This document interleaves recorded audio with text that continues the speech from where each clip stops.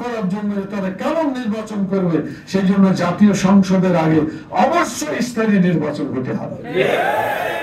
আজকেও যদি আমরা অ্যানালাইসিস করি, বাংলাদেশে এমন কিছু পত্রিকা দেখা যাবে যারা একেবারে গোলামি করার জন্যই তারা এখানে বোধহয় জন্ম হয়েছে, এখনো টিকে আছে, ভবিষ্যতে টিকে থাকার ইতিহাস তাদের আছে।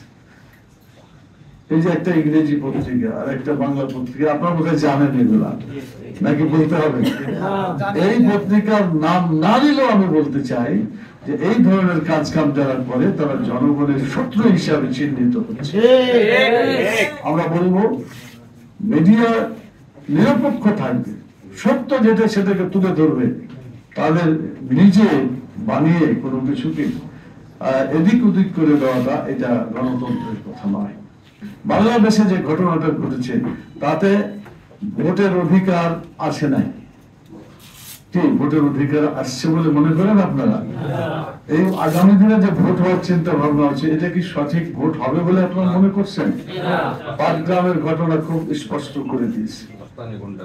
তো এইভাবে যদি চলে তাহলে তো গণতন্ত্র থাকবে না। গণতন্ত্রকে প্রতিষ্ঠা করার জন্য আন্দোলন আরো জোরদার করতে হবে, এবং যে সমস্ত অতীতে যাদের চরিত্র গণতন্ত্র বিরোধী, মানে সরকারের পদলেহন করেছে যারা, আরো খারাপ কথাই বললে আমি একটু নিচের দিকে যাচ্ছি, 5-8 গোলামি যারা করেছে, এই গোলামরা যতদিন এখান থেকে সরে না যাবে ততদিন বাংলাদেশে সত্যিকার গণতন্ত্র প্রতিষ্ঠা হবে।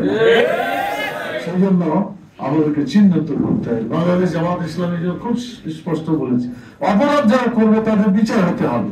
বিচার যদি না হয় তাহলে অপরাধী আরো আস্কারা বেড়ে যাবে। এই জন্য যাদের এখনো বিচার হয় নাই, দ্রুত গতিতে তাদের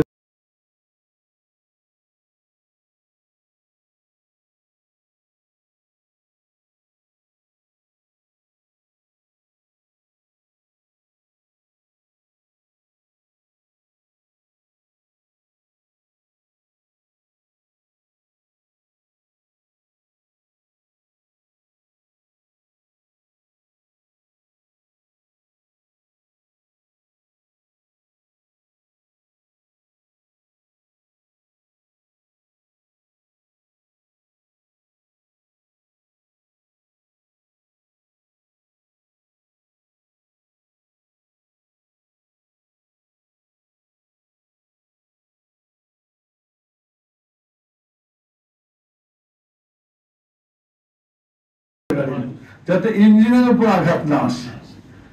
ইঞ্জিন হচ্ছে ভাইটাল জিনিস, তো জাতীয় সংসদ হচ্ছে সবচেয়ে ভাইটাল জিনিস। এটা যদি ক্ষতি হয় তাহলে গোটা জাতি ক্ষতিগ্রস্ত হবে। কিন্তু স্থানীয় নির্বাচন যদি গোলমালও হয় তাতে জাতির উল্টাপাল্টা কিছু হবে না।